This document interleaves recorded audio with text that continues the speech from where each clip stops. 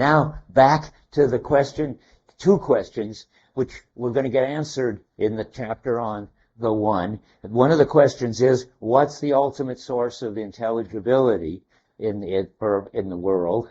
And the second is, sort of, who are you? Who is each Dasein person? And we're going to find out both these things. And I sort of jumped in and talked about all over the place last time, which was fine, except now I want to do it more systematically. So, starting with the who question, which is on 163, that's how he gets into it, though he doesn't come back to that until toward the end. But he starts with, on 163, let me see where we are. The ontological relevance of our Dasein being with, where he begins on number 27, German 126, page 123. The ontologically relevant result of our analysis of being with is the insight that the subject character, remember, he's always got to get rid of the subject. The subject character of one's own Dasein and that of others is to be defined existentially, that is, in terms of certain ways in which one may be. In that with which we concern ourselves environmentally, the others are encountered as they are what they do.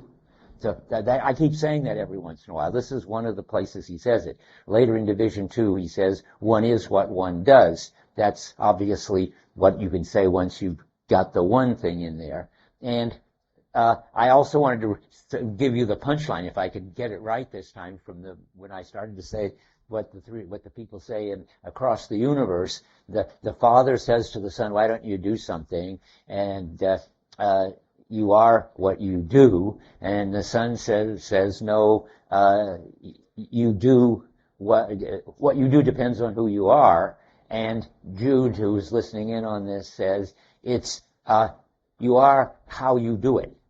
And that's a very Heideggerian answer. You know, that's like talking about the ultimate for the sake of which, in which I said you can't say that somebody just is a role that they're performing, and you can't say they're just the totality of their actions, and their identity turns out to depend on how they're doing their role. So it's sort of not, I can't just be the sum total of Hubert Dreyfus's actions, and the ultimate for the sake of which just being me.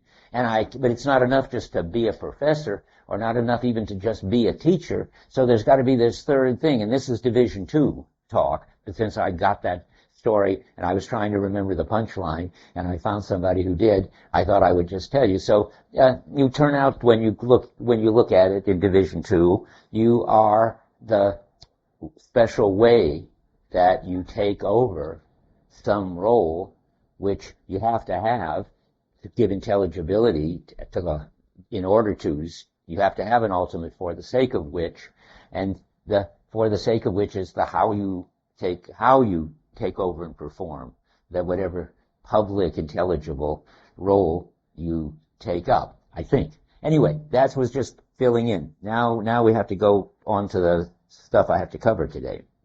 To begin with, I jumped in without telling you that, but you may have discovered it for yourselves, presumably. This is a very, very confused chapter.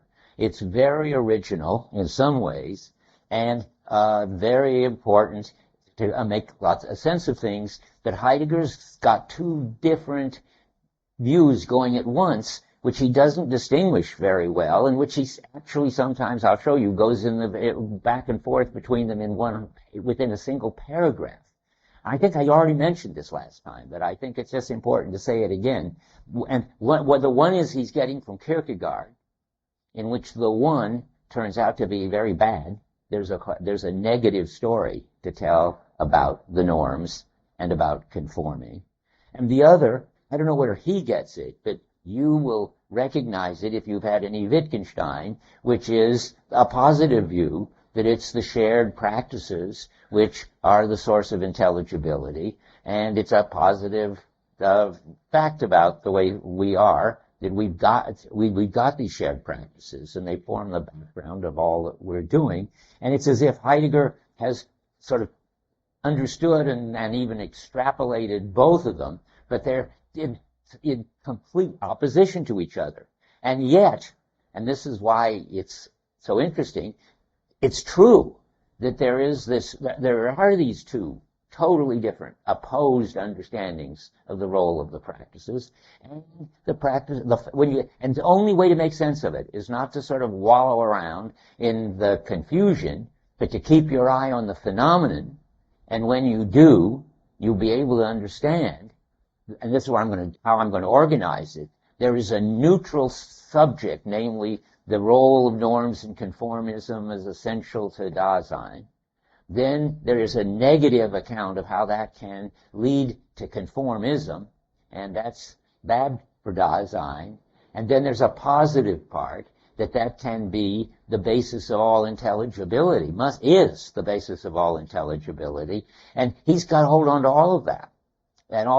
And he says, and I'm going to read it to you at the end because it's the last thing he says, is, well, don't worry about the fact that we've got no good ontological way of characterizing all this. Just hold on to the phenomena.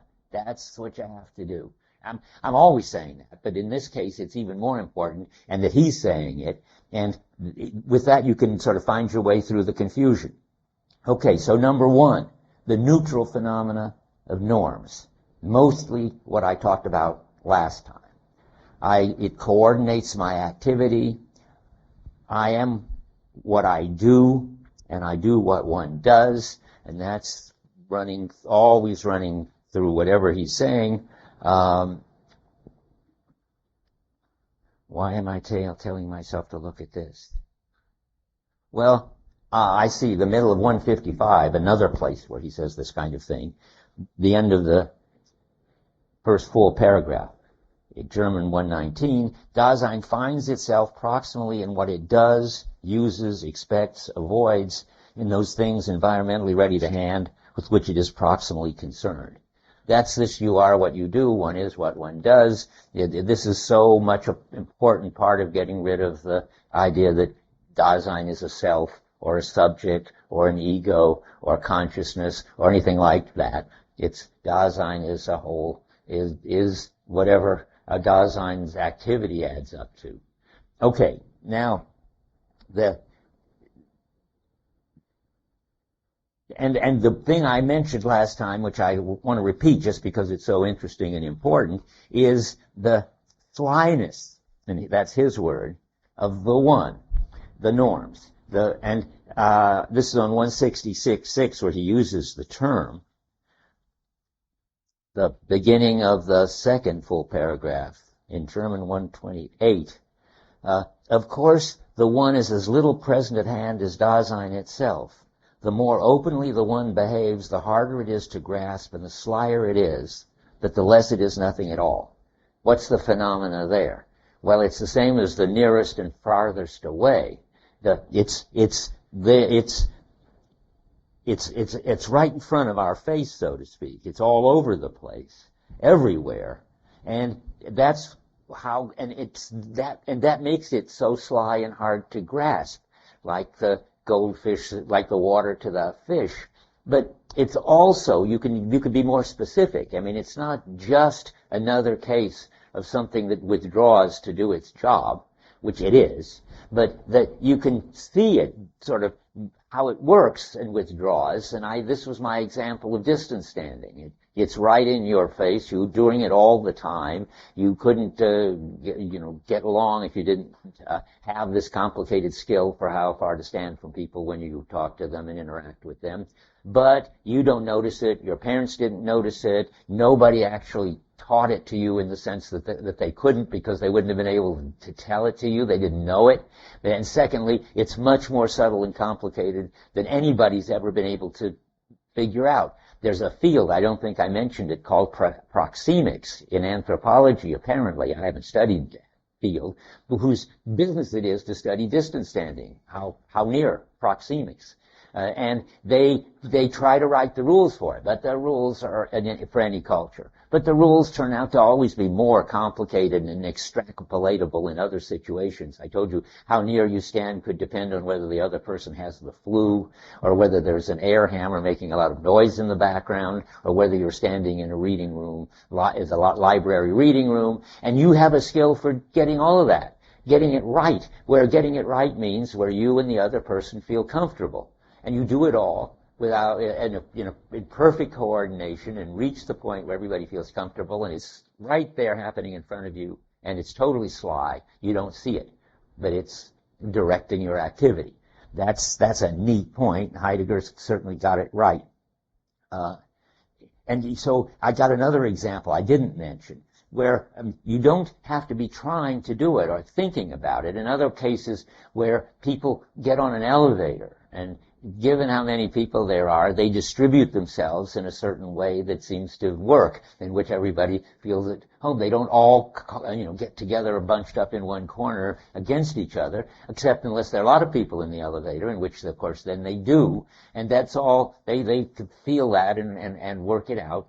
And it only shows up in breakdown cases. And what would be a breakdown case? Well, John Searle's got this wonderful example of the best kind of breakdown case. He says if you look, you'll see at international, say, philosophy congresses, any kind of international Congress kind of meeting, that the people from, the people from Scandinavia the people from North Africa are backing the people from Scandinavia into the corner, because the people from North Africa are trying to get near enough to have a conversation, and the people from Scandinavia are trying to get far enough to have a conversation.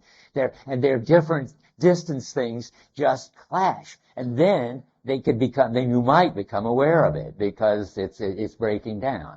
So, and now we've got a name for this. Ontological, existential characteristic that people are always governed by the norms and led to do without even noticing it, what one does, and that's called distantiality, or Abständigkeit, at the bottom of page 164, German 127. The one has its own ways in which to be. The tendency of being with, which we call distantiality, and then that's a good translation of Abständigkeit, is grounded in the fact that being with one another concerns itself as such with averageness, which is an existential characteristic of the they. That's not a very perspicuous definition. It sounds like you're paying attention, concerning yourself with it. You don't concern yourself with how you get distributed in elevators or how far you stand from people. So let's try the top of 164. Maybe it'll do better. I don't remember. The care about this distance between them, like in distance standing, for instance, but it also could be any other distance, more metaphorical, where how far you deviate from the norms. The care about the distance between them is disturbing to being with one another, though this disturbance is one that is hidden from it. That's the flyer again. If we may express it existentially, such being with one another has the character of distantiality. The more inconspicuous this kind of being is to everyday Dasein in itself, all the more stubbornly and primordially does it work itself out. That's a better, I think, notion of it, though it sounds like he's defining it at the bottom of the page. He's not defining it very well. But distantiality is the name for what? The pressure, you have to say, not concern again. But this fly, how does he put it? Inconspicuous pressure to conform to the norms. That's distantiality.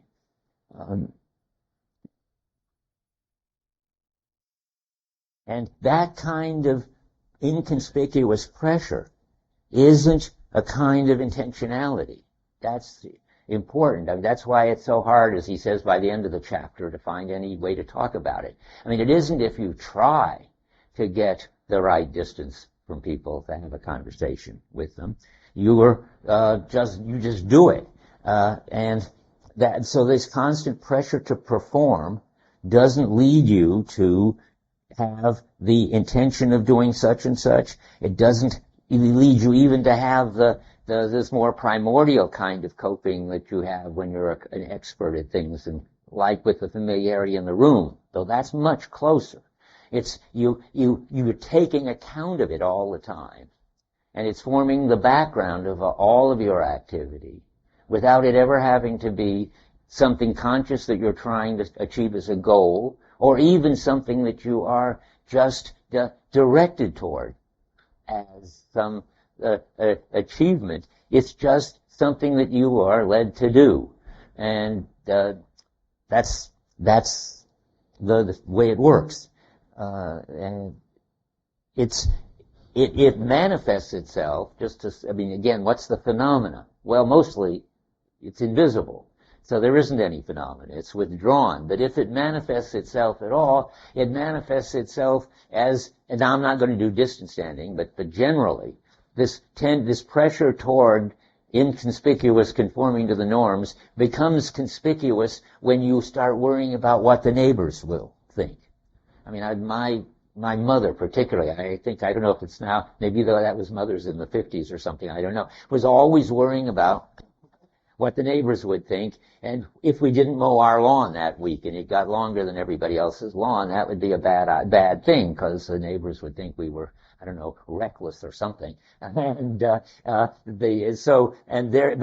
was always like that. I mean, once I remember asking her why she always put the shades down. We lived on the first floor in a ranch house, and she said, well, the neighbors, what would they think if they saw that we didn't have time to make the bed that day? Well, there is a norm, and you better conform to it, and there are all these neighbors watching to make sure that you conform to it, and you will be sensitive to that. That's the phenomena, I think. Now, that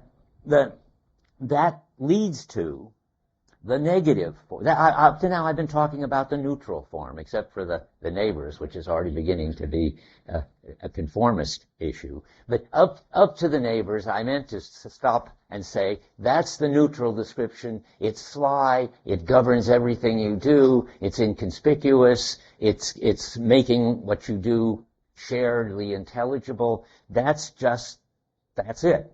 Now the negative form. This is where he suddenly switches over, as if somehow the word averageness at the bottom of 164 triggered something in him, which is reading a lot of Kierkegaard, and he goes mad against it. How awful this business, this concern with averageness is. Yeah.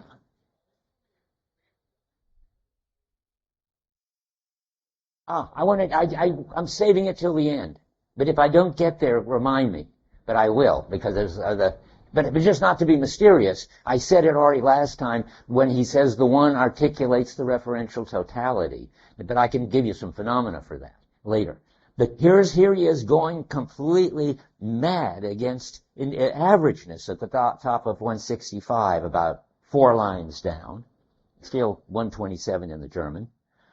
In this averageness, with which it prescribes what can and may not be ventured, it, the one, keeps watch over everything exceptional and thrusts itself to the fore.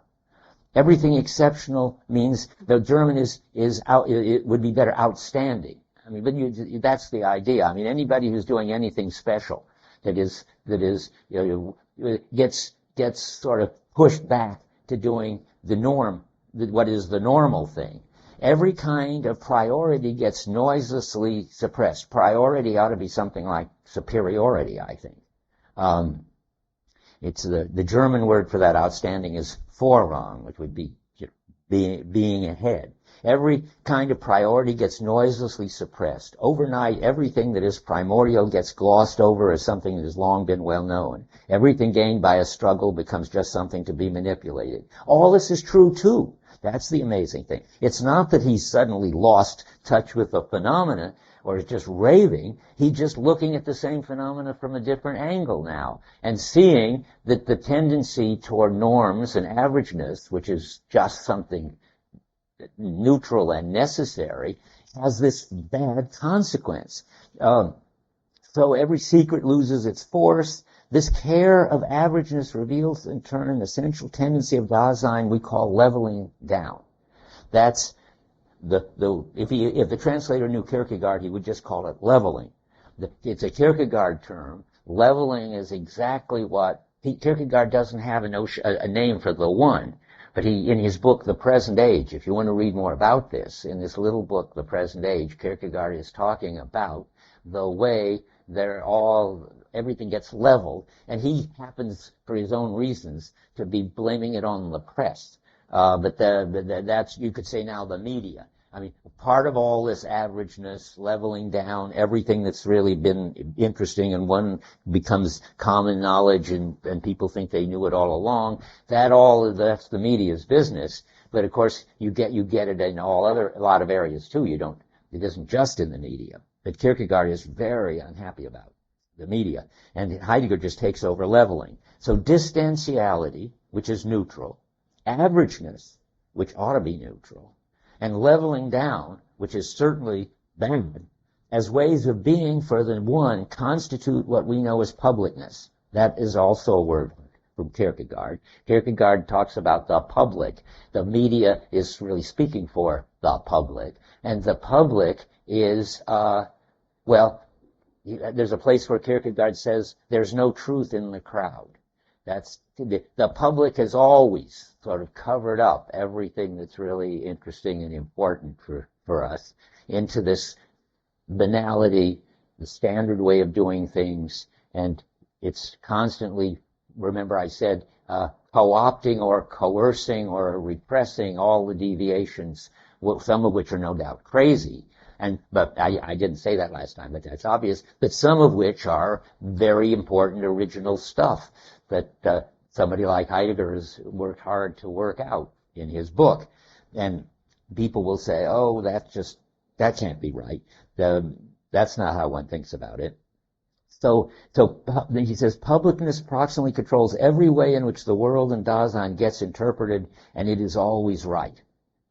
That turns out to be a very interesting and important sentence, because now I have to make a digression, how many are reading about this stuff in my commentary? Oh, middling. Anyway, in my commentary, in case you ever read it, and for those who read it, I go completely wrong and off the rails at this point, because I just wasn't paying attention. I only paid attention to that little bit of that sentence. I mean, in the context, obviously, that's not something positive. But I said, yes, look, Heidegger thinks that publicness are the norms, and the norms to control interpretation. And they are the basis of all intelligibility, and they're always right. I mean, it's always right to pronounce Gloucester and not Gloucester. It's always right to do all the right pronunciations, and that's good. Otherwise, we wouldn't be able to understand each other. And it's right to eat food with a fork in our culture and with your hands in Morocco. And of course, it's kind of like a pun.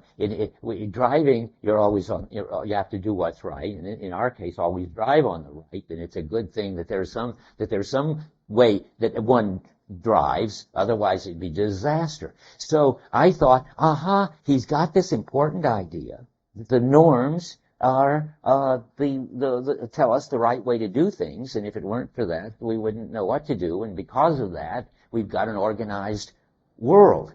And I thought, he's flipping in this passage at that point from his Kierkegaardian railing to what he believes from his Wittgensteinian, which he doesn't know, but I mean, Wittgenstein-like belief in the positive powers of the norms in the background.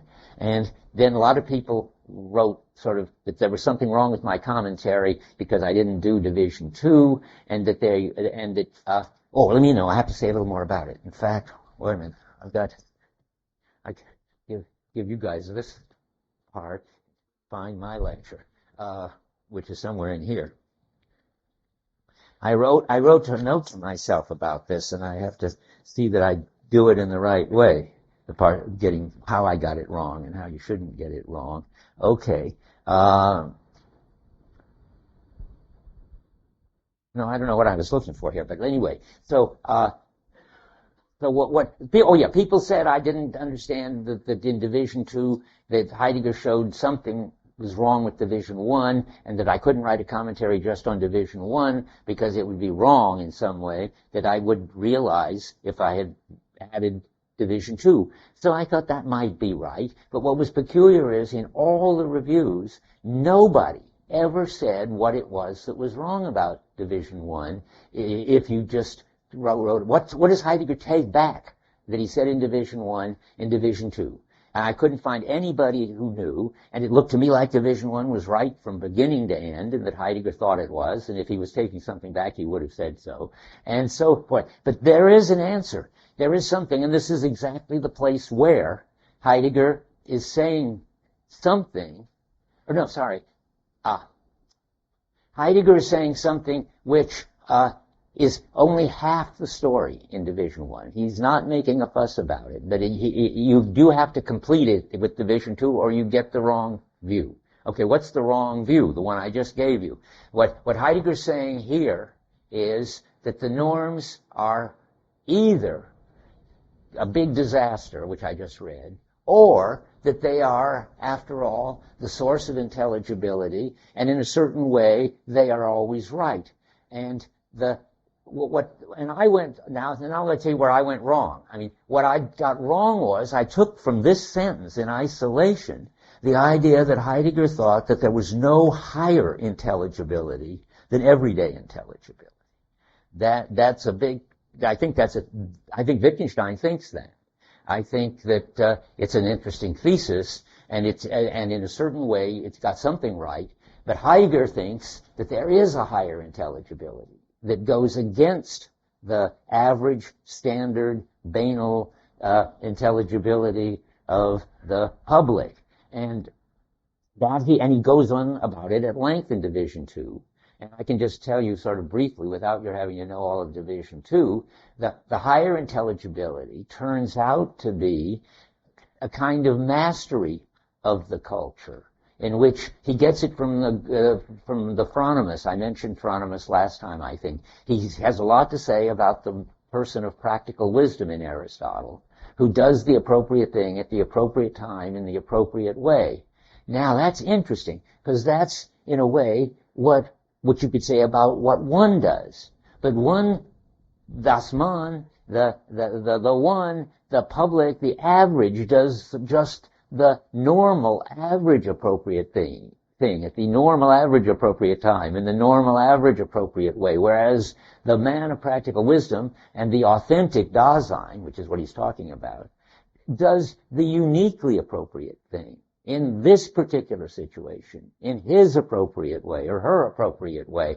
And that's the higher intelligibility, to be able to see in a situation what the normal people don't see, with its original and primordial, maybe, that is more basic and more appropriate. And that's what I missed. And I missed it because I did see something. Certainly Heidegger doesn't believe in any metaphysical higher intelligibility.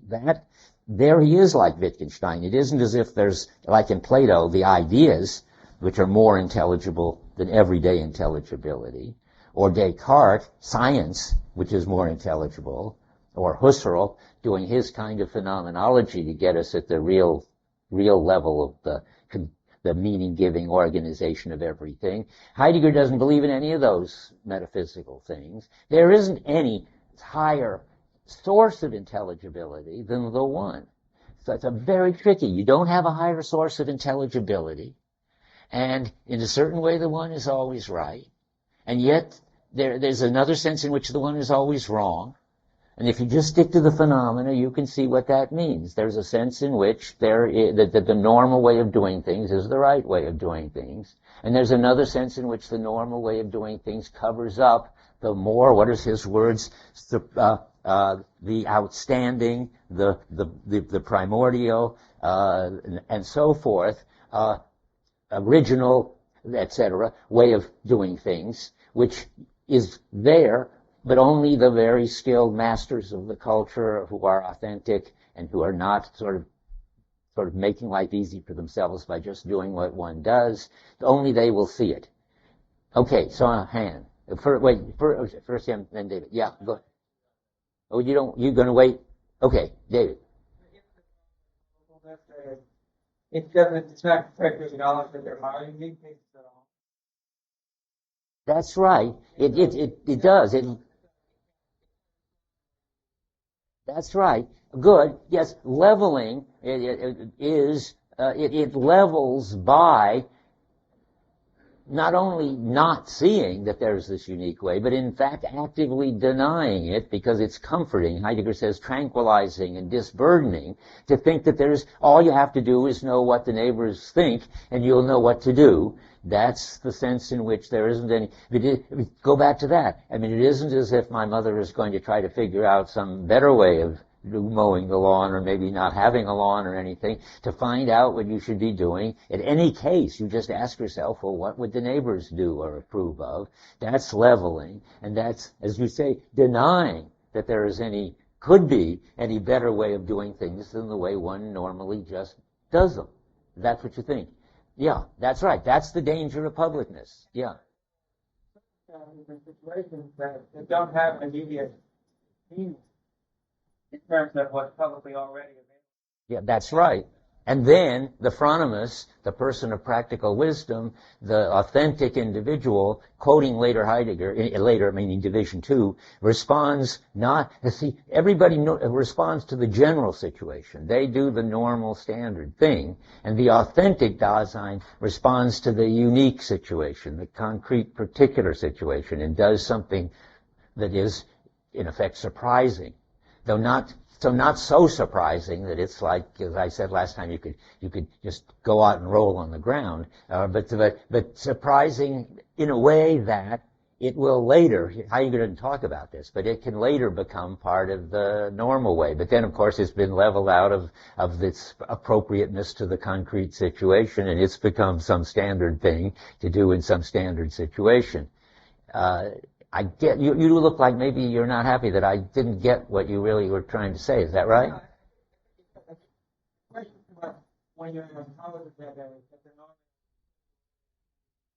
Yes, and that's what. Yes, right. And the exception is and where's this exception going to come from? Well, in Heidegger anyway, it's going to come from just becoming more of an expert at the very practices of the culture than anybody else, which enables you to do this more refined and superior thing. I mean, the phronimos in Aristotle, which is his model, hasn't got any special access to calling from God, for instance, like you can in Kierkegaard, and do something really amazing, because nobody's ever had this nice calling, like Abraham had, to go out and murder his son. And this is pretty far out. That's not a phronimos-like thing to do. It is not even the most exquisitely appropriate thing to do at the appropriate time in the appropriate way. But Heidegger thinks all you need is just sort of better intelligibility. That's what I missed, and that's what most people don't even notice, that Heidegger's got this interesting problem. How do you stay in the one, have no source, not God and not the good and so forth, of any other kind of intelligibility, and still have a higher intelligibility that is what being leveled by the public? That's what I'm trying to explain. Okay. Yeah, when you first, yeah, he said no. Okay, go ahead. Yeah, Tyler. Really hard time understanding that before. Like perhaps the formal difference that they but the appropriate explanation of that mind somehow goes wrong because he doesn't realize that there can be the exception. In fact, the grasp of the authentic individual, we somehow realize that there can be the formal difference. One is aware of the possibility of extension with the other. Then the authentic individual who realizes there could be an exception has some basis of intelligibility. I don't think so. I don't either. I mean, I thought you were defending that. No, there is no basis. There is nothing but. No, it's not just a formal difference. It's a crucial difference. There's no principle. There's no word from God. There's no getting out of the temporal into the eternal and contemplating the good. There is just becoming better at being good in your culture than other people. You become, maybe it helps to cite Bourdieu. Do you know Bourdieu? You become a cultural virtuoso. A cultural virtuoso isn't somebody that's got access to some other realm of intelligibility. They just do the culture better than the normal people do the culture. And the normal people think the cultural virtuoso is a deviant of some sort that needs to be shaped up. But the cultural virtuoso is really doing something that is a better expression of the sort of tendency of the style of the culture. That's how Heidegger sees it, and Aristotle. And but let me. By the way, I didn't expect at all to spend so much time on it. Now I've got to tell you where it is at least, so you can at least see. Will help me find the guilt chapter. Oddly enough, it's in the guilt chapter. I won't tell you why. And it's only a page or two. Heidegger gave whole courses on phronesis, and it's typical. Here we are, on 346. And it's very, very relevant, so we might as well look at it. In German, it's on 299. So he's talking about what he calls the situation in italics at the end of at the top paragraph. And what is the situation? There you go. You see the situation through resoluteness in it and so forth. Okay, and the situation only really is understandable as, I'm trying to find if I can find the best thing. All I can give you that's helpful is the bottom of 346. For the one, however, the situation is essentially something that's been closed off.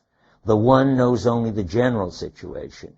It's only in contrast to that you can understand what the situation with a capital S is. He never says the unique situation or the concrete situation. I said that. But if you see what the structure of it is, then you see that the one responds in the standard way and does the okay, normal thing, and that's understanding the general situation, and whatever words you have for this other person who does what is outstanding, that is different than, and in a better way, different than, that's what I'm calling responding to the unique situation. And just so we haven't lost each other, and that's a higher intelligibility. So now back to the middle of 165. Publicness proximally controls every way in which the world in Dasein gets interpreted, and it is always right. Now, that is not a Wittgensteinian claim, as I thought it was. That look at that. The practices tell us what's right, and that's what is right. And if you just go on with the paragraph, you can see he's still railing against the leveling of the standard way of doing things. Because he says, not because there is some distinctive and primary relationship of being in which it is related to things, or because that is, it isn't as if the publicness has sort of got at the real truth about things, or because it avails itself of some transparency on the part of Dasein, which it has explicitly appropriated. I wonder if that's the phronimous. Just a second. Something distinctive. I think that's not because there's an interesting clause, which I never noticed before. That refers back to the response to the unique situation. So he's saying, yes, it's always right. I mean, this is not, I'm not saying I'm just giving more evidence for my view. I'm not disagreeing with myself. I mean, he's saying, yeah, the public is always right. Why is it always right? Well, it's not always right because it's got a better, clearer understanding of human relationships. It's not because somehow it sees transparently, that is, deeply into the nature of Dasein. Those would be what makes the authentic person right. But it's always right. Now comes what I didn't read and didn't see, stupidly. It's always right because it is insensitive to every difference of level and genuineness, and thus never gets to the heart of the matter. Well, boy, that's not a Wittgensteinian claim. That's a very Heideggerian, interesting claim that there is a higher intelligibility that gets at has a deeper sense of what's going on, what the possibilities are in the culture, and a mastery at doing the appropriate thing, and that's it. By publicness, on the other hand, Go back to that again.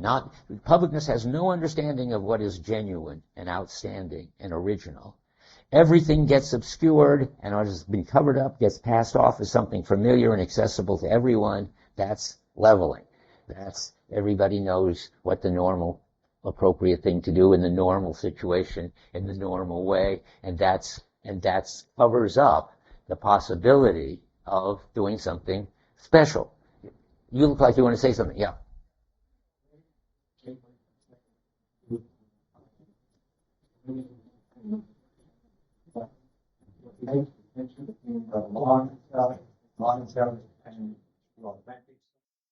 Yes. Wait. Yeah. Don't, already, but you just jumped ahead of where we are. I mean, that's it's on 167, as you said. Yeah. Okay. Yeah. You're right. We're gonna get there. So, anybody else? I mean, yeah. Okay. What God's appropriateness that you're speaking about, and there's no transcendental absolute of some sort that orients the appropriateness that you're talking about. How does it not? Well, that's a good question, but Heidegger's trying. I mean, you're all on the right track to try to understand this. Heidegger's trying to tell you this almost sort of inconceivable idea, and I'm just repeating myself, that there's a higher intelligibility, truer to something or other than our normal intelligibility, but there isn't any other intelligibility than the intelligibility of our shared norms. How is he going to do that? Well, there's a hand up there, and then I'll come. I haven't answered you yet. Yeah. Regarding that as well, this might not be what Heidegger would say, but just thinking about it, I wonder if being an authentic person or having that higher intelligibility has to do with, this is kind of a loaded term, but has to do with an understanding of the human condition. And I think as an example, I think of like inventing a new art form. Like some genius comes along and invents some totally new style of creating art. And everyone thinks they're crazy. But whether consciously or just intuitively, the person who creates the form of art realizes that it's still emotionally evocative and so forth, still tells something, still behaves the way art does, even though they're going to do the way art is done. Okay, let's stop there, because I just said lots of interesting things. That's what you're saying is a perfectly possible thing to say, but it can't be Heidegger's thing to say. And why? And you sort of said that when you introduced it, that it wasn't maybe. It's absolutely anti-Heidegger, because it's anti-existentialist, so to speak. There isn't any human condition. There is these very abstract existential structures, but they don't tell you what to do. But I can transform your remark into one that Heidegger would like. It's not the human condition, it's the cultural style. But there is something there that's shared by the people, and they haven't got a very clear, deep understanding of it, but the artist can bring out aspects of, so to speak, what the cultural style would be at its best or something, and that's going to be like this other thing, except without the human condition, I think. Yeah.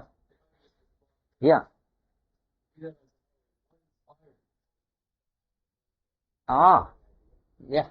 It's fascinating. Heidegger has no answer to that. And he knows he has no answer to that. And he thinks that that's a wrong kind of question. Something like, why is there something rather than nothing? Which he talks a lot about. And thinks that if you think that there's some answer to that, you're still thinking in a metaphysical sort of way. He has a sort of answer. Now I'm going to jump into later Heidegger and say something pretty incomprehensible, and for all I know, also indefensible. We get more light on it, though, but I don't think it's going to help. Heidegger says that it's the German word is Ereignis. What's going on in the culture and why it has a style, and why that style has a kind of depth which the artist or the phronimist can live out of, is because it's sent by Ereignis. And now, clearly it's not sent by any kind of God. Heidegger doesn't believe in any kind of God. But Ereignis is going to tell you something deep about the practices. Well, nobody that I know has a very clear idea about that. But one of my favorite TAs, says that, and Heidegger does talk a lot about logos as gathering. And what Heidegger may be saying is that the bottom line is that our practices have a tendency to gather, to become richer, more refined, and bring out things more and more in their possibilities, something like that. That's the bottom line. Why do our practices gather like that? That's a kind of mysterious gift. And how many know Derrida at all? It helps to see what would be the denial of it. It would be to say, no, the practices don't gather, they disseminate. Things get less and less organized. But Heidegger's picture would be to take my old TA's example, in a kind of fishing culture, the distinctions of kinds of fish, the kinds of bait, the kinds of weather that you can get, which kinds of fish, and when and where you eat which kinds of fish. More and more gathers around the fishing business. That's how our culture works. It doesn't spin off into endless disconnected stuff. So another view you could have of how the practices work, and then remember, that's going to have to be the bottom line, I think, for Heidegger. Foucault thinks that the practices work by getting themselves into sort of knots, problems, and then have to find out some way of redefining things so as to get out. So problematization is Foucault's word for it. Dissemination is Derrida's proposal, and gathering, or Ereignis, which gets translated that something like appropriation, things getting more and more appropriate, is the answer. It certainly doesn't. I mean, you've got to be very careful. Heidegger's not going to give you any kind of ontological, in the old sense, answer. No kind of supreme being, whether that be the good or the transcendental ego or God, can come in, or human nature either, can come in and give us an answer to this. Which means that let me go on, because this is just the next line. It's very disturbing. What you are all trying to do is to make it less disturbing. It would be nice if the practices were somehow grounded another one is rationality. Maybe ultimately there's a more or less rational way of doing things. Or, as he says, maybe it would be a more or less true to human nature. Or, of course, you could try to be true to the will of God. Whatever. But Heidegger thinks, no, this is just, like Wittgenstein, no, this is just what we do. But he does think that what we do we can do it more or less, with more or less refinement. I mean, let me help with one more way to put it. The cultural master is just another form of expert. Experts, or masters, are always better at doing something than anybody else, in a way that a lot of other people won't even be able to see or recognize. Whether you're a master violinist, or whether you're a master chess player, or whether you're a master basketball player, whatever you are a master in, you get there not by knowing some sort of secret thing about that practice that other people don't know, but just by having enough skill, enough dedication, enough lack of satisfaction with where you are, enough sort of anxious suspicion of everybody else's way of doing things, and just keep doing it. And what happens is, you learn by your mistakes. That's very important. I'm not talking Heidegger anymore. I'm talking sort of Dreyfus theory. But I mean, you learn by your mistakes, and taking risks, and discovering what works and what doesn't work. And you do that whether it's chess, or whether it's tennis, or whether it's music, or whatever, or philosophy. You learn, and gradually you get better and better, and get a more and more refined sense of the situations in which to do what. And where in this situation everybody thinks it's the same as that situation. You thought it was the same, and you did it, and you got burned, you made a mistake, you suffered. Now you distinguish situation for situation B, and you do what's appropriate in A when it's A, and B when it's B. And you can get better and better in A, B, C, D, and gradually you've got this amazing spectrum of situations that most people don't even see, and you respond to each one appropriately. Then you're a master in that domain, and the Phronimos is a master in the domain of living in that culture. Yeah. What would you say regarding discovering what works and what doesn't work? Like your proposal down here. That sounds good, but I think the question that needs to be asked next is what defines, or what causes something to work and not work? And it seems like, maybe I'm like trying too hard to bring this together, but it seems like it might be possible, since Heidegger accepts both a physical reality and a conceptual reality, although he doesn't want like physical reality to underlie, which is more basic than that. Instead of maybe what I decided to call the human condition, like psychological realities about ourselves, might be considered part of that physical reality. That's sort of like what exists and what the existential reality is. Okay, I'll tell you Heidegger's intuition against that. I mean, that's a perfectly sensible proposal, but Heidegger's going to have this very typical existentialist cultural relativism about it. What in one culture works, in another culture isn't going to work at all. And that's not because human nature is different. It's pretty much the same. It's because what counts as working is part of the function of the style of the culture. And there's no reason something works or doesn't work. It just does or doesn't. I mean, either given that culture that you and the other people after you've done it feel good about it and think, wow, we would never thought of doing that, but that does seem to be a good thing to do. But I got to keep stressing the difference between him and me is very important. He wants some kind of ground. He wants some kind of explanation about why these distinctions are the right ones, good ones to make. And Heidegger's going to resist, like Wittgenstein, any sense of ground. And that's going to, in Heidegger jargon, you're not at home in the world. And your nature is that you take a stand on your being. Coming into my mind is a sort of Proverbs, the difference between supposedly our way of looking at things and the Japanese one way is that we've got a proverb that the squeaky wheel gets the oil, and that means that somehow if you're better at understanding the squeakiness and the oil and so forth, you're going to get master at that. And the Japanese proverb is the nail that sticks out gets pounded down. The totally opposite thing. And there, the more you can become part of the group and reach a consensus in which everybody together sees that this is the appropriate way to go, that's going to be what makes that the right way to go. And in a culture in which everybody's an individual and you can make more of a fuss and get more attention than everybody else, then that's going to look like the right way to go. And there's no higher level position from which to say which is right. I was going to get to this, so let me see where we are. Because this lack, in Heidegger language, we are never at home in the world, which is partly because there's no grounding that settles anything for us, except we just can go do something better and worse without knowing why or how to justify it. There are no principles of any sort, and this is going to make you anxious. If you hear this story right, that he's telling you about the fact that there's nothing more basic than the norms that you happen to have, and the only thing that makes some people more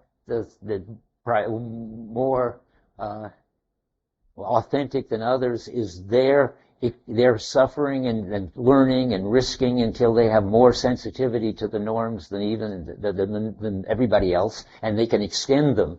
Anyway, if you believe that, you could find that very upsetting, because that is in effect to say our final intelligibility is ungrounded. There's no better culture or worse culture. It isn't as if, it would be nice to think, for instance, that the way we do things is the right way to do things. I tried to think of examples of that. Well, for instance, sitting in a chair, isn't that more comfortable, healthier, and so forth than sitting on the ground or squatting at low tables and so forth?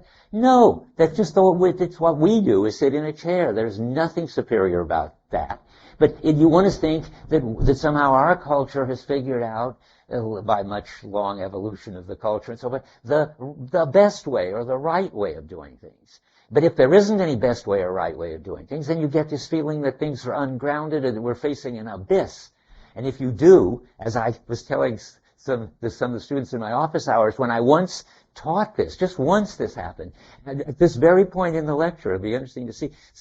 One of the students got so upset he ran out of the room and threw up. That's really sensing the abyss of groundlessness. Heidegger would have thought, boy, that was a really authentic person. They understood this, how anxious this could make somebody. But what Heidegger thinks is, you don't need that kind of grounding. It's a mistake to think that if you haven't got a ground, this is a pun in German. There's Grund, which is ground. There's Abgrund, which is abyss. And Heidegger wants to say, you don't have to think that if there's no ground, then you're facing an abyss. I think in a way Sartre thinks that, in Nausea, for instance. It's all just contingent. I mean, I don't remember whether Roquentin throws up after he figures this out or not, but he might well. But Heidegger thinks that there is a word he makes up, an unground, an ungrund. And the unground is just what we've been talking about. The shared norms that everybody can recognize and can even recognize, some of the people can recognize when other people or them have a better sense of the shared norms. And you don't need, I mean, the way I say it to myself is, you don't, and I've never had much of a sense of Aufgrund, I must say. I've been perfectly happy with the unground of the norms. But when you've got this unground that we've got, if Heidegger's right, that doesn't keep you from becoming a student, from becoming authentic, from getting married and having kids if you want that, from climbing the Himalayas if you want that. You can lead a meaningful, satisfying life without having solved the philosophical and religious question about why is it all that way and not some other way. That I think is the Heidegger and Wittgensteinian intuition, and it's very anti-philosophical. That's why he's so important and interesting. He's the tradition. Go ahead. But no, your comments are exactly the right ones. Go ahead. Cultural relativism. I mean, we could just bring up. Okay. Nazis were like further development of cultural style. Yeah. There's no reason to. That's a good. That's a devastating objection, and that is the right next move. And I'm glad you made it because people would be feeling it. The famous person who makes that move and who made it on me once is Jürgen Habermas. Jürgen Habermas said, okay, all that Dreyfus is, I gave a seminar with him in Frankfurt, and he said, yeah, all that Dreyfus is saying is so, but it's about what counts as good relative to a culture. And you could have a very good, exactly what you're saying, a very good a Nazi who had a much subtler understanding of what it is that Nazi culture believes in and was able to do just the appropriate thing. And Habermas said, but what we want to know is what's right. Which culture, which of these various versions of the good is based on the kind of principles that show that it's right. And the answer to Habermas, either you believe Habermas and you go out and you look at Kant, for instance, to find out what's right, or you look at whatever philosopher, or you look at Habermas, who has something he calls discourse ethics, which he claims is valid for any culture that has a language, which is every culture, and defines what, and if you work it out, you'll see what's right. Or you say, which is what Heidegger would certainly say, and now we can think of Heidegger as having read lots of Nietzsche, which he had. Heidegger would just say, there isn't any answer to the question what's right. Wouldn't it be nice if we could know whether there were principles of reason or revelation or psychology or whatever which told us that the Nazis were the wrong way of doing things and we've got the right way of doing things. And we have a kind of intuition that must be so and that there ought to be some way to settle it. But nobody's ever come around with any way, and this you have to admit, and it makes you unhappy, and me too, maybe. Nobody's come around with the one agreed upon way to settle the fact that the Nazis are wrong. Is it rational? Is it language and discourse? Is it the Bible? You want to say something? I It goes back to Dawson. And it seems like in the section, you begin to explore the only ethical times relationship of log line, other log line. He talks about domination and liberation. Heidegger does? Habermas, not Heidegger. Where? Leaping in or leaping ahead. Good. But that's very, very empty and formal. When Why fine? And that is the real otherness of the other. That is, one is dimly aware of a distinction. That in the world there are things that are then there are these entities that are not things. Okay, wait, stop. I agree with you. I mean, that this is an important line, but with time running out, but what he's doing is you were consciously, purposely doing Levinas, or you're doing Levinas accidentally. I see. No, I think, you're even more doing Levinas. I mean, both Levinas and Habermas were total followers of Heidegger. And then they broke away over just this issue that we're having. And Levinas talks about how other human beings require this total, make an absolute demand on you that you respect them as human beings. It's sort of Kantian end in itself in Habermasish thinking. In Levinas, who's a religious Jew, it's sort of God being the kind of other, and everybody has a kind of God is, has a human face, so to speak, and human faces all remind you that there is this one thou behind them. It goes back to Buber too. There are all stuff going on in here. But we've gone as far as we can go. But at least it's good to know that Heidegger's, he wouldn't come along and say, yeah, I see Habermas is right, or oh yes, Levinas is right. He thinks that he's right, that sort of all you can get is this very formal fact that you should not take over other persons. You see, he's got a sort of a minimal ethics. Everybody ought to take a stand on their own being. And if you do something to somebody else that keeps them from taking a stand on their own being by brainwashing them into what you want them to believe, that must be wrong. That's leaping in for them. You've got to leap in ahead of them. I take that to mean you've got to force them to turn around, face themselves, and take a stand on, and realize that they've got to take a stand on their being. That's how much ethics there is. It doesn't tell you anything about what to do. Yeah. It's especially important to realize. Yes. Good. That's a good point, too. Yes, if you think that you know what's right, that's a very dangerous position. All right. And, that's a nice answer to Habermas, isn't it? I mean, it sounds like Habermas might himself be part of the problem because he thinks he knows what's right. Never mind. This is a great subject for discussion, but we've got to go on. We've got stuff to cover. Where are we?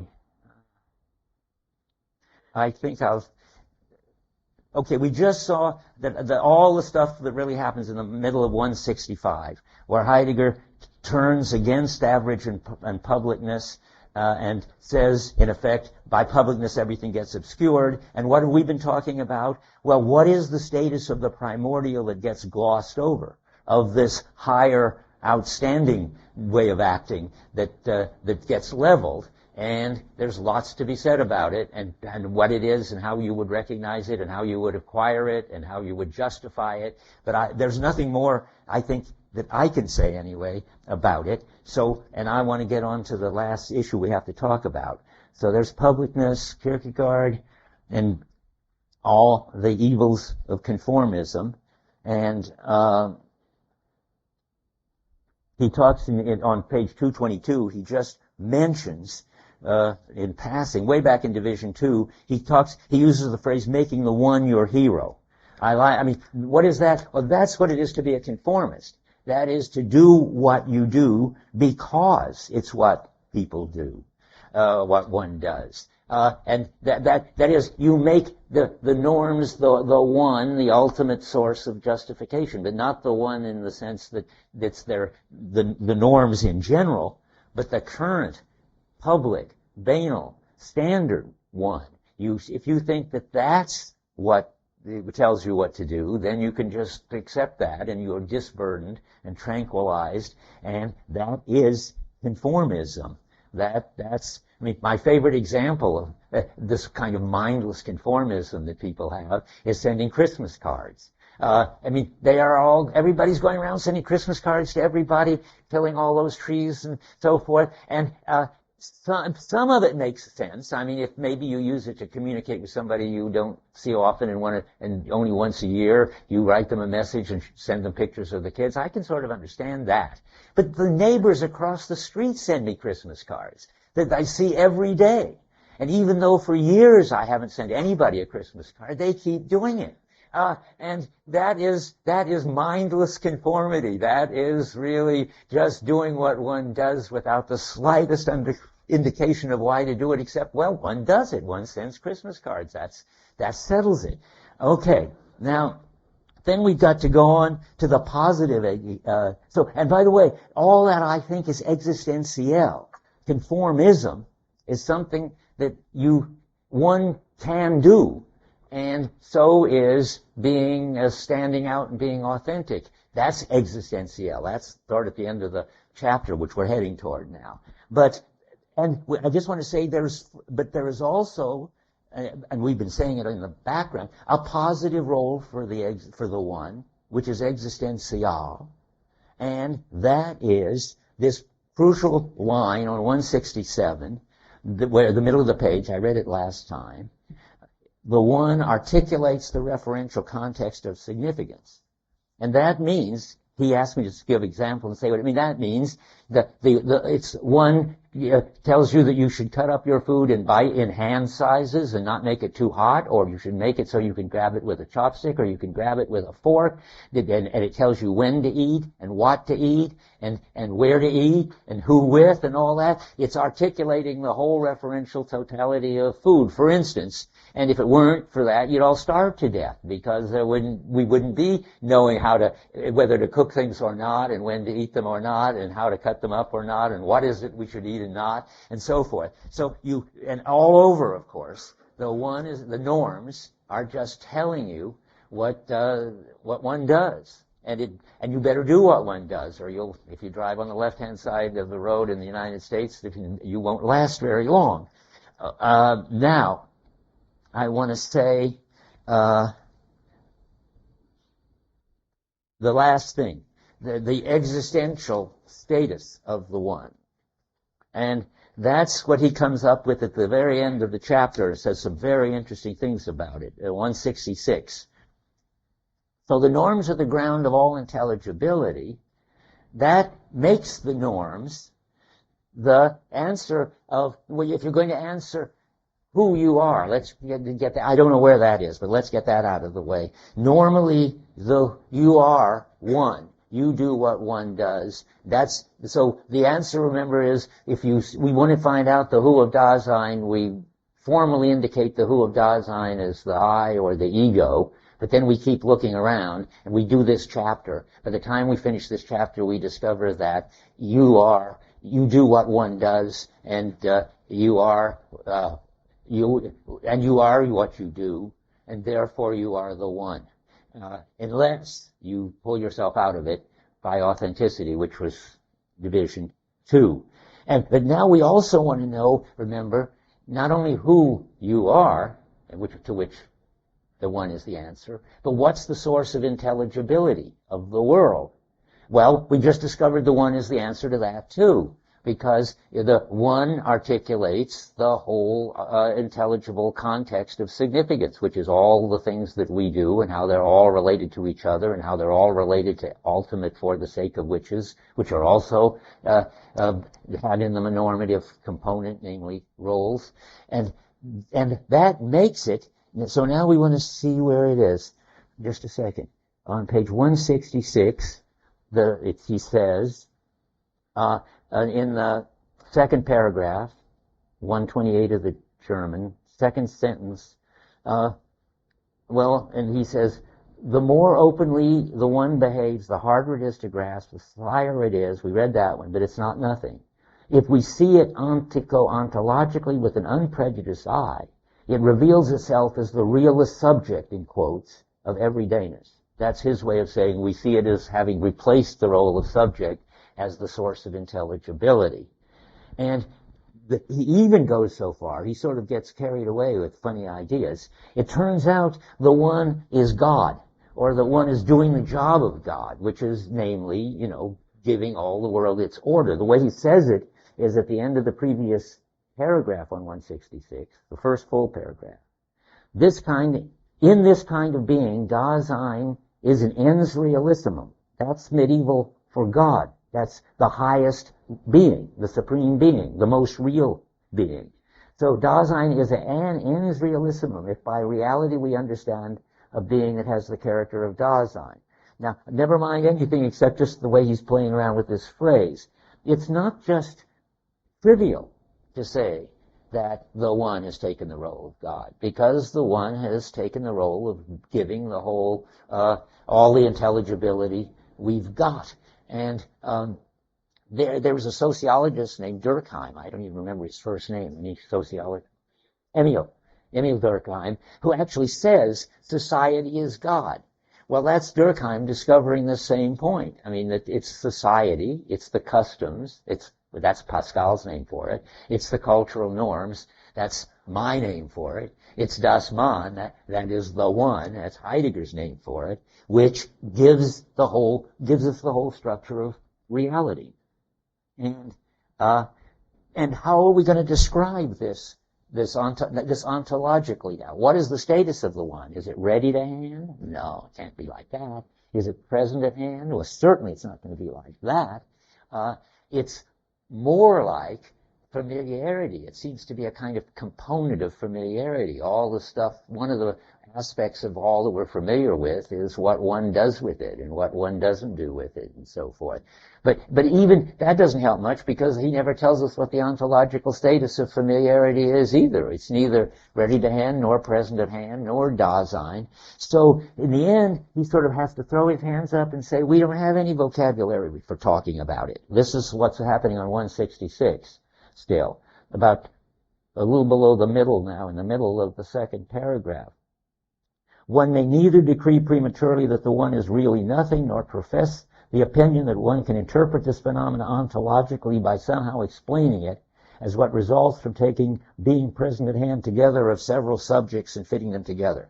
Husserl tries to do that. He tries to build, and Searle too, I guess, tries to build up shared intentionality out of the individual intentionality. Heidegger doesn't want that. He says, and so he's saying, just a second, I want to make sure I read this right. And it's also, you can't do a Hegel sort of move, which is the next paragraph, that one is not something like a universal subject, which a plurality of subjects have hovering above them. That would be a funny way of describing Hegel's notion of spirit, which is sort of working through everybody to make and improve the culture. Heidegger won't buy that. And at the bottom he says, and of course we can't understand it. And so traditional logic fails us when confronted with these phenomena. That's not surprising, since logic's very crude anyway, he says. It's only this residue of present at hand. So what's the moral of that going to be? Is he just going to give up? Well, no, the moral of it's going to be to do just what he's been doing, namely, stick to the phenomena. The end of the second paragraph. Wouldn't it be nice if we could make it fit into some of our ontological categories, but we can't. So he says, in working out our concepts of being, one must direct one's course by these phenomena. One can't push them aside. That's what he has to say. I mean, in effect, he's been describing the phenomenon, and we've been describing it for the whole time, and it doesn't fit in his ontology, but he's gonna make it absolutely central nonetheless. It is the who, it is of us, it is the source of all intelligibility, and if you can't put it in your ontology, don't worry so much about that. Just stick to the phenomenology. That's the punchline on 248. Oh, and then I forgot what I told you we would get to. We will in just a second. 248. I just want to read the one sentence on 248 of the History of the Concept of Time. Before words, before expressions, always the phenomena first, and only then the concepts, exclamation mark. So stick to the phenomena. But now I just have time to read what I don't know, it doesn't in my notes. How shocking. So read 167. For one thing, the italics, the they as an existentiale is a primordial phenomenon belonging to Dasein's positive constitution. So that's, remember I said there's the existential negative story about the public and leveling.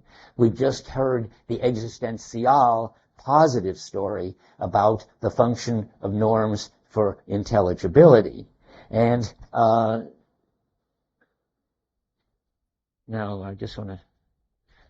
So we're ready to read the bottom of 168. We got just 2 minutes to do it. But you'll understand what might have seemed very cryptic and incomprehensible. The italics in the last paragraph of the chapter. Authentic being oneself. Cross out the one, because that just confuses us. It's really, in German, it would be authentic self-being, or being a self, you could say, does not rest upon an exceptional condition of the subject, a condition that's been detached from the they. It is rather an existential modification of the they as an essential existentiale. Now, I've prepared you for that, otherwise I couldn't tell you in 2 minutes what's going on. Well, the they as an essential existentiale is public norms. That we've gone over and over now. It's takes the place of God and takes the place of everything and explains who we are and normally and explains how everything is all the time, gets its intelligibility. And therefore, if you were going to be authentic, there are two forms. He doesn't say it here, but I'll say it my way.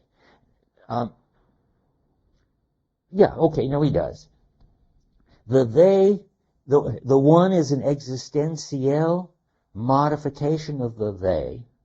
That is, one way to relate to the one is to make it your hero and to live in terms of it and be a conformist.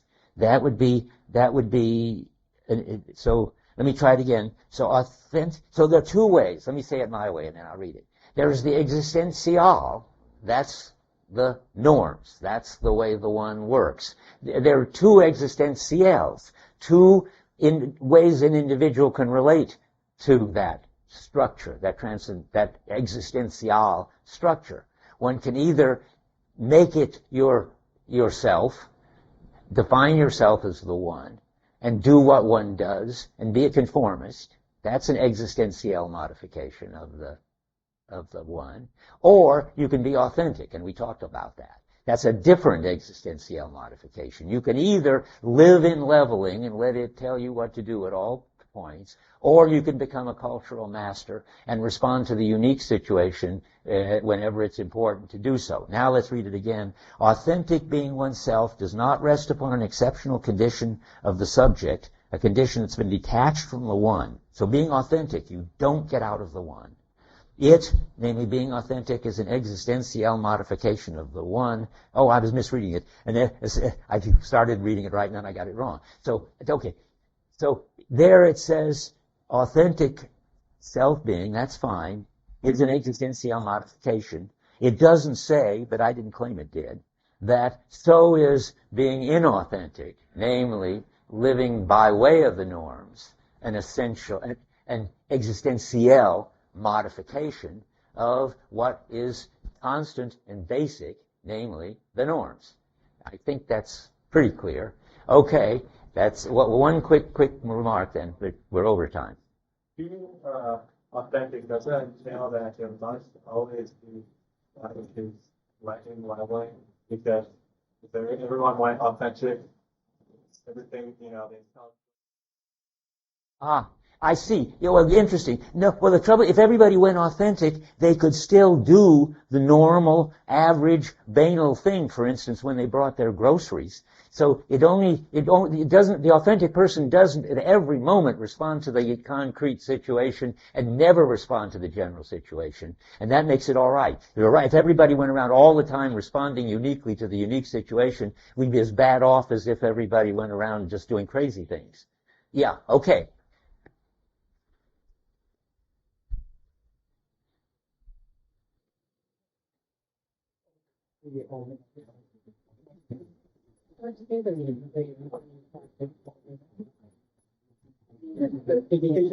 No.